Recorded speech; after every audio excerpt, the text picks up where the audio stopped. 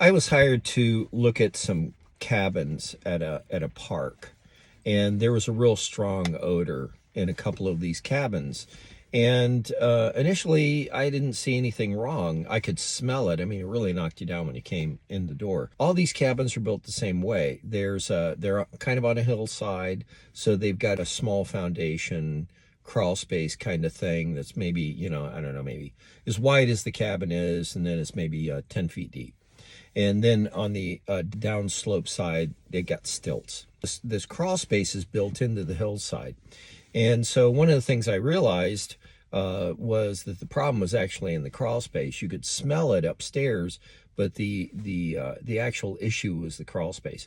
So what I did, because I looked at 5 or 6 of these, so what I determined was, if you imagine this being the back of the hill of the cabin, and here's the cabin right here, the severity of water getting into that crawl space depended on the angle of the slope behind. So the steeper the angle, the water would have more pressure coming down the hill slope, hitting the foundation wall, and either going through the foundation or upwelling underneath it. So that was the problem. And the second problem is that this crawl space didn't have a vapor barrier.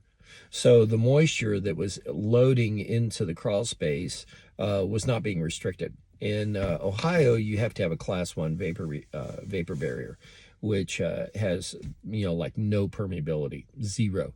That was the main issue. This is from original construction. But when you look up and you look at the floor joists, I mean, it was dangling down like fur.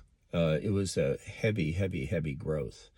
So be aware, if you've got a slope on the back of a building, and it's a pretty significant slope, you got to either have a French drain put in, or you got to really make sure that your crawl space or your basement acts like a reverse bathtub and prevents water from coming in. Bob Bennett, Farsight Management. It's better use Farsight than hindsight.